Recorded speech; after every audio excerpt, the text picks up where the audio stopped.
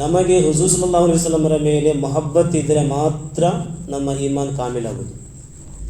ಹುಜೂರ್ ಸಲ್ಲಲ್ಲಾಹು ಅಲೈಹಿ ವಸಲ್ಲಮರ ಮೇಲೆ ನಾವು ಎಷ್ಟು ಮೊಹಬ್ಬತ್ತು ಇಷ್ಕನ್ನು ಇಡುತ್ತೇವೋ ಆ ರೀತಿ ಅಲ್ಲಾಹ್ ನಮ್ಮ ಮೇಲೆ ಮೊಹಬ್ಬತ್ತನ್ನು ಇಡ್ತಾನೆ.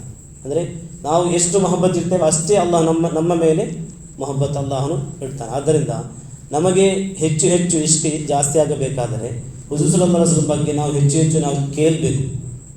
ಹುಜೂರ್ ಸಲ್ಲಲ್ಲಾಹು ಅಲೈಹಿ ವಸಲ್ಲಂ ಬಗ್ಗೆ ಹೆಚ್ಚು ಅಧ್ಯಯನ ಮಾಡಬೇಕು, ಹೆಚ್ಚು ನಾವು ಏನು ಮಾಡಬೇಕು, ತಿಳಿಬೇಕು. ಆಗ ನಮ್ಮ ಹೃದಯದಲ್ಲಿ ಹುಜೂರ್ ಸಲ್ಲಲ್ಲಾಹು ಅಲೈಹಿ ವಸಲ್ಲಂ ಬಗ್ಗೆ ಹೆಚ್ಚು ಇಷ್ಕ ಆ ಮೊಹಬ್ಬತ್ ಜಾಸ್ತಿ ಆಗ್ತದೆ.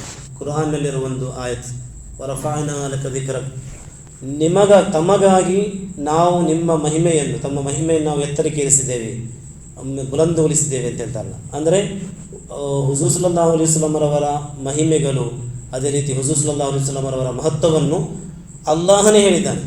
ನಾವು ತಮಗಾಗಿ ನಾವು ಏನು ಮಾಡ್ತೇವೆ, ಹೇಳ್ತಾ ಇರ್ತೇವೆ ಅಂತೇಳಿ. ಅಂದರೆ ಇಲ್ಲಿ ಸೃಷ್ಟಿ ಮಾಡಿದಂಥ ಈ ಬಲ್ಬುಗಳನ್ನಾಗಲಿ, ಲೈಟ್ಗಳನ್ನಾಗಲಿ ಅಥವಾ ದೀಪಗಳನ್ನಾಗಲಿ ನಂದಿಸಲಿಕ್ಕೆ, ಒಡೆದು ಹಾಕಲಿಕ್ಕೆ ನಮ್ಮಿಂದ ಸಾಧ್ಯ ಆಗ್ತದೆ. ಯಾಕೆಂದರೆ ಅದು ನಾವು ನಿರ್ಮಿಸಿದ್ದು, ನಾವು ಸೃಷ್ಟಿ ಮಾಡಿದ್ದು. ಆದ್ದರಿಂದ ಅದನ್ನು ಒಡೆದು ಅದನ್ನು ನಂದಿಸಲಿಕ್ಕೆ ಅಥವಾ ಏನು ಮಾಡಲಿಕ್ಕೆ, ಒಡೆದು ಹಾಕಲಿಕ್ಕೆ ನಮಗೆ ಸಾಧ್ಯ ಆಗ್ತದೆ.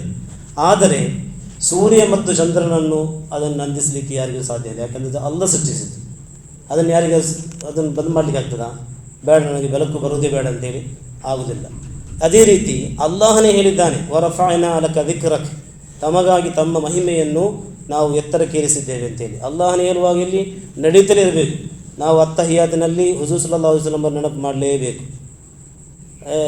ಕೇವಲ ನಾವು ಸಲಾಮ್ ಹೇಳೋದು ಮಾತ್ರ ಅಲ್ಲಲ್ಲ, ಅಸ್ಸಲಾಮು ಅಲೈಕ ಅಯ್ಯುಹನ್ ನಬಿ ಅಂತ ಹೇಳುವಾಗ ಸಲಾಮ್ ಹೇಳೋದು ಮಾತ್ರ ಅಲ್ಲ, ಆ ಕಡೆಯಿಂದ ಉತ್ತರವು ಸಿಗುತ್ತೆ. ನಮ್ಮ ನಂಬಿಕೆ, ನಮ್ಮದು ಅಹ್ಲು ಸುನ್ನದ ನಂಬಿಕೆ ಅಲ್ಲ. ಅತ್ತಹಿಯಾತಿನಲ್ಲಿ ಸಲಾಮ್ ಹೇಳಬೇಕು. ಅದೇ ರೀತಿ ಅಜಾನ್ನಲ್ಲಿ ಕೂಡ ಹುಜೂರ್ ಸಲ್ಲಲ್ಲಾಹು ಅಲೈಹಿ ವಸಲ್ಲಂ ಅವರದ್ದು ಹೆಸರು ಬರಲೇಬೇಕು.